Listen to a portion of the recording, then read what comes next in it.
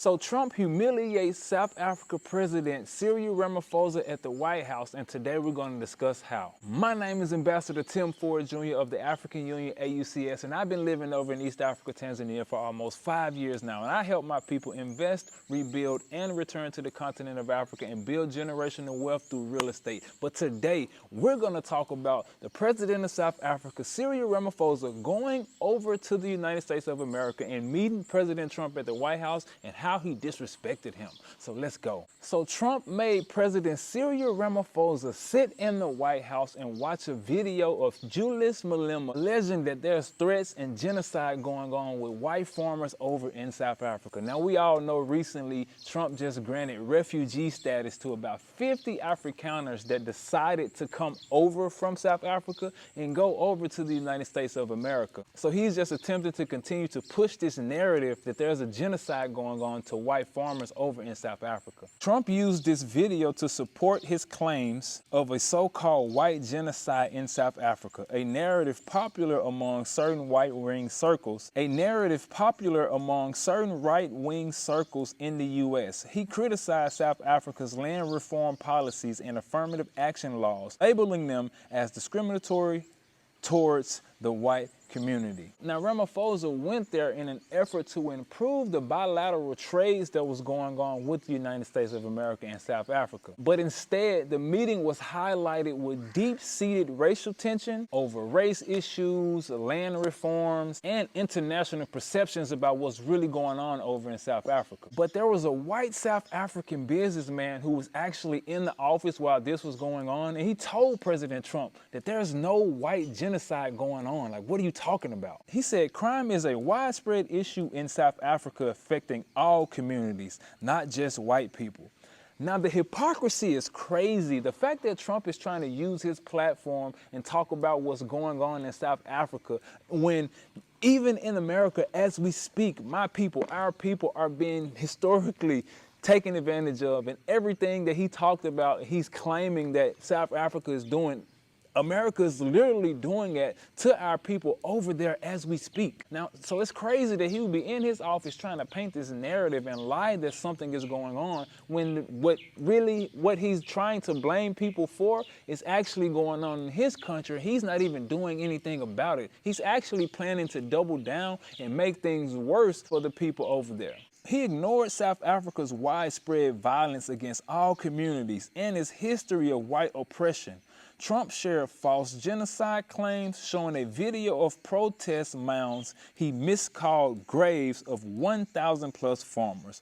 Ramaphosa stayed calm as Trump avoided eye contact while a clip played of crowds chanting the Boers, tied to apartheid-era farmers. But a lot of us are waking up and we really understand what's going on right now, and we understand the times, and we can really see what's going on and who's been in power and why they are painting this narrative and trying to say that this is going on in South Africa. Now, there's this young Afrikaner who's over in South Africa, and he's talking about and holding people accountable to what's really going on over in South Africa. I want you guys to hear this real quick. To the 50 Afrikaners who fled to the US, calling themselves refugees, you are not refugees. You are just a case study of white flight dressed up as martyrdom. You're not escaping violence, you're escaping equality. South Africa didn't chase you away. You ran. Yes, South Africa is one of the most violent countries in the world.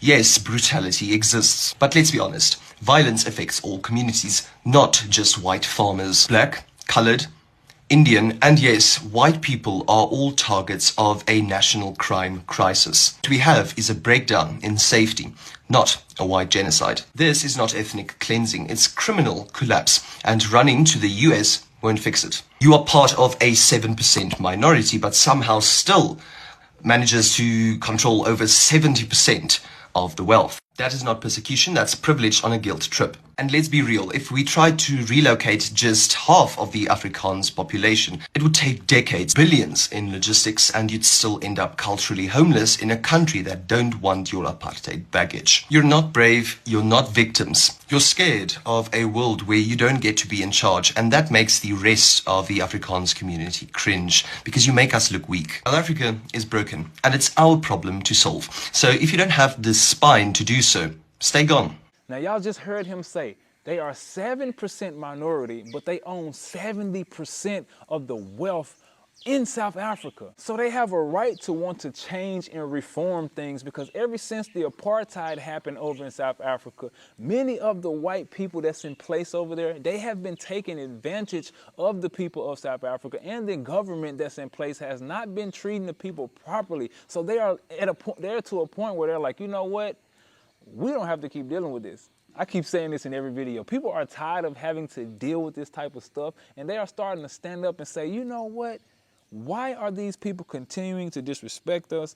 Why can't we do things for ourselves? Why can't we reform and change things and make things better if we're so-called free? So why are they trying to interfere with this free country that's doing what they want to do to reform things and make things better in their land? We know why, because the Afrikaners just explained to us they are losing their power. They can't fathom a world where they're not in control, where they're not running things, where they have to actually answer to another black person that's in power, that knows what they're talking about. This is really messing their minds up right now. And Trump is the prime example, and he's the main leader of what's really going on right now. He wants to try and hold on to this power that they have and paint this narrative that this is bad, that things are going terribly wrong over there, that they are being attacked, that things are going so bad for these people. But the truth is, it's nothing like that. And they're painting this narrative, and people in the Western world are trying to run with it in an effort to create tension and to create vision amongst us as a people, and not let people wake up and see the truth of what's really going on, because the chickens are coming home to roost. You guys see what's going on across the entire diaspora, like with President Captain Ibrahim Traore, the leader that we have right now, the work that he's doing. A lot of us are starting to see, like, you know what? We can do something. We can really stand strong and move forward. And South Africa has been doing this before President Captain Ibrahim Traore even got into power. So they've been at the forefront. Julius Malema has been working and doing what he's been doing for a long time before President Captain Ibrahim Traore got in power. So this is not new. This is something that's been in the works for years, and they've been talking about this for years, but now the chickens are coming home to roost, and things are coming to life, and now they really can't understand and fathom that we have power now. We are standing up for ourselves, and it's really messing them up. But while they were over there talking about Julius Malema, my brother put out something on his Instagram, and he had a message for them. Let me tell you what he said. He said, "A group of older men met in Washington to gossip about me. No significant amount of intelligence evidence has been produced about white genocide. We will not agree to compromise our political principles on land expropriation without compensation for political expediency." So they're trying to paint this narrative, and Julie is like, man, y'all better get out my face with that. I'm standing strong. I'm still going to speak for my people. I'm still going to work to get this land reform in place, because majority of the people in Africa that own land are white. Something isn't right about that. It's an African continent, and the majority of the land is not owned by African people who are native to the land. Something is wrong with that. And if you don't think nothing is wrong with that, something is wrong with you. Honestly, what's wrong with people wanting to put things in the right place for their families, for their people? Because we know that what happened in the past was terrible.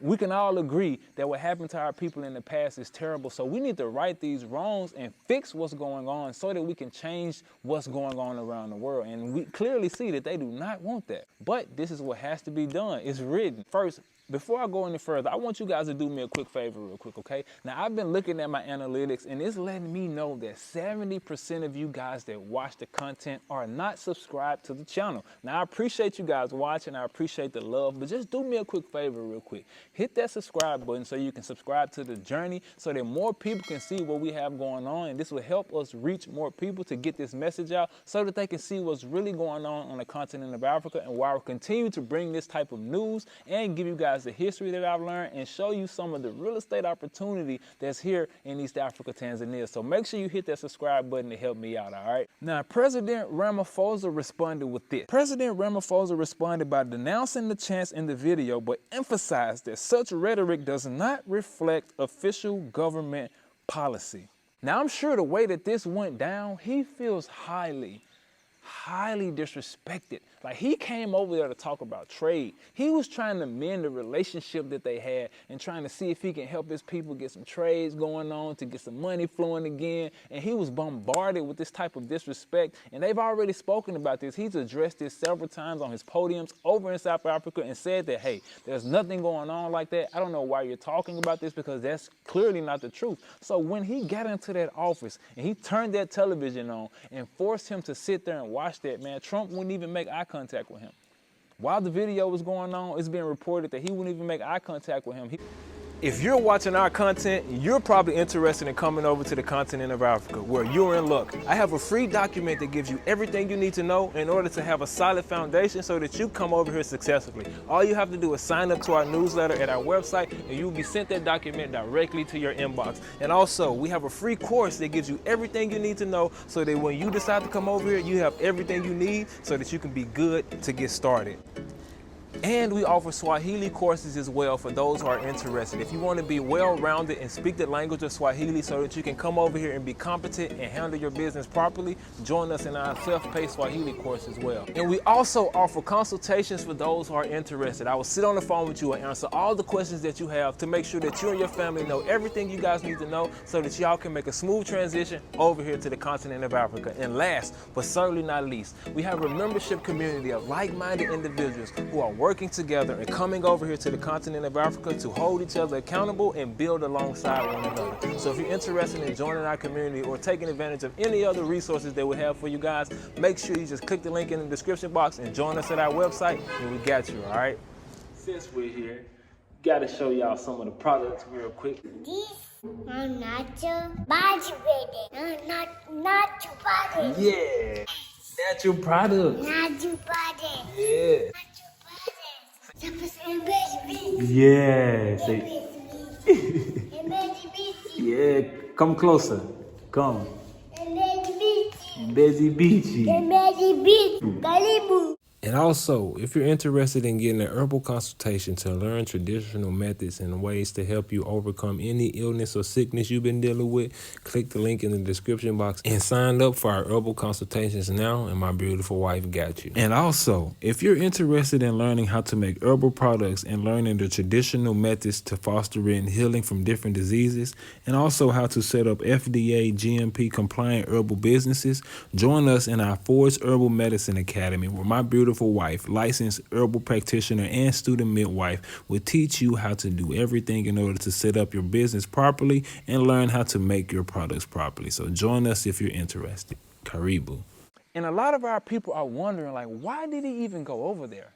It didn't make sense. Trump has shown several times how he really feel about South Africa, and he made it clear what he thinks about what's going on and his plans on moving forward with things. So why would you even put yourself in that type of situation to go over there? I understand you may feel like, you know, that's the only option you had. Maybe, I don't know, but man, he had no business going over there and putting himself in that type of situation. So unfortunately, now we have to report about this and talk about what happened and explain the fullness of what's going on, because he unfortunately set himself in that position to be humiliated on the world stage. A lot of our people are starting to wake up and say, man, we don't have to keep going to beg and plead and ask for diplomatic support from the Western world. We can do it ourselves. We are able and capable of building something on our own, on our terms, with the right terms in place so that it benefits everyone and not just a subgroup of people. But my brother Bami from Witness Our Divine had this to say about the situation. Let Trump's humiliation of President Ramaphosa be an object lesson to never engage in diplomacy with historical enemies. America's CIA helped imprison Mandela, supported apartheid, covertly armed white terrorists in South Africa, and provided diplomatic cover for Rhodesia. Ramaphosa should have nothing to say to America, but the spell of neoliberalism baited him to sit with this demonic leader of a collapsing empire instead of restricting his diplomacy to BRICS nations. And we all know our brother, the late, great Malcolm X. And I'm going to tell you guys what he had to say about this situation. Now, he didn't say this recently, of course, because he died, well, he was assassinated. But we're going to see what he had to say before he was assassinated about this particular situation, which is crazy because it's still going on right now. He said, that guilt complex of the American white man is so profound. When you begin to analyze the real condition of the black man in America, instead of the American white man eliminating the causes that create that condition, he tries to cover it up by accusing his accusers of teaching hate, but actually they're just exposing him for being responsible for what exists. Plain and simple. You're being held responsible for what exists, people. You guys set this system up. You guys thought we would stay subjugated to you forever. That's what you wanted, perpetual servitude. But no. God had something else in mind. God had something else in mind. We woke up, we finally see the truth, we finally understand who we are, and we're fully taking our power and stepping up to who we are as a people. So, hey, sit in this. Sit in this. And just like the Afrikaner said, South Africa and the world is a mess because of y'all. So if you're not ready to work, if you're not ready to fix things, just get out the way, because we working to fix the mess that y'all made, and we're going to get it done piece by piece. We're going to position ourselves properly. We're going to do the work that we need to do. We're going to get the skill sets that we need. We're going to make the proper connections with the right people, because we can't sit here and say that all Europeans and all Afrikaners are bad. Some of y'all got good hearts. I give y'all that, because I've had a few Europeans and Afrikaners helped me throughout my life. I've met them and they were cool people, but we can't deny the fact that this system is set up in a way that's not beneficial to us as a people. And you giving me a handout, you helping me. I still got people in the hood. I still got people that's been historically taken advantage of, and I still have to do something and say something about this and do something within my power to do what I can to shine a light on what's going on and fix this mess that's made. And we're gonna do it. So it's getting real. Well, it's been real, but things are changing. If you have fear in your heart, if you're scared, if you're afraid of what's going on, if you're afraid of standing up, if you're afraid of being bold during these times, just stay out the way and let us work and do our thing. Because it's a new season, and those who are bold enough to keep it real, bold enough to speak the truth, are gonna be able to take advantage and position themselves properly. But even some of the scared people, you guys will still be able to take advantage of as well. But for the most part, we gotta do this work individually, but at the same time as a whole. We have to be strong within our convictions, strong within the work that we do, and strong within the things that we do to bring this message to the world stage. The world already knows what's going on. The world feels our pain. The world has been seeing what we've been dealing with. But the more and more we stand up, the more and more we boldly proclaim that, man, don't nobody care what y'all got to say. We can build our own. We can do our own. Then things will continue to change. Now, it's unfortunate that President Ramaphosa had to go through that, but hopefully he learned his lesson and he will move accordingly moving forward. But hey, I'm excited to hear what you guys think about this situation. What you think about President Ramaphosa going over there, sitting down in the White House and being humiliated like that? I'm not smiling because I'm happy this happened to him. I'm just smiling because I'm happy to talk about this. I'm happy to see that more of our people are standing up. Commentary online shows us that our people are not in agreement with him even going over there and putting himself in that situation. So we know some of our leaders are still out of touch a little bit, but they're slowly but surely learning how to move and learning the real of what's going on in the world. And hopefully this is a wake-up call for him. So yeah, let me know what you guys think in the comment box. I love to hear and see how my people feel about what's going on. And also, let me know where you guys tuning in from. If it's on the continent of Africa or if it's in the Western world, let me know which city you in or which country you in. I love to see where my people showing up from and where we're connecting the diaspora at, all right? And if you haven't already, make sure you go ahead and hit that subscribe button so you can stay tuned to the journey and continue to see the work that we bring forth about the continent of Africa and the real estate opportunities that's going on over here on the ground, all right? If you'd like to support us in any kind of way, we have CashApp, PayPal, and Patreon down in the description box. Any donation goes towards helping us keep this work moving forward so that we can continue to bring this content from the continent of Africa and give you guys this real. Last but not least, thank you for any donation, any well wish, or any prayer that's been sent our way. We don't take it for granted, and we're grateful that the love has been shown, and we appreciate the support that's been shown from our people. If you made it to the end of the video, thank you for your time, thank you for your attention, and I hope this video was able to bring you some value, and you see what's going on, and you understand that we need to wake up and quit begging. Just quit begging. Just build something. Just do what we can do. Don't come begging. Come with some assets. Come with some some come with some power, like, hey, I'm here, I got this, we got this. What you trying to do? We ain't gotta beg no more.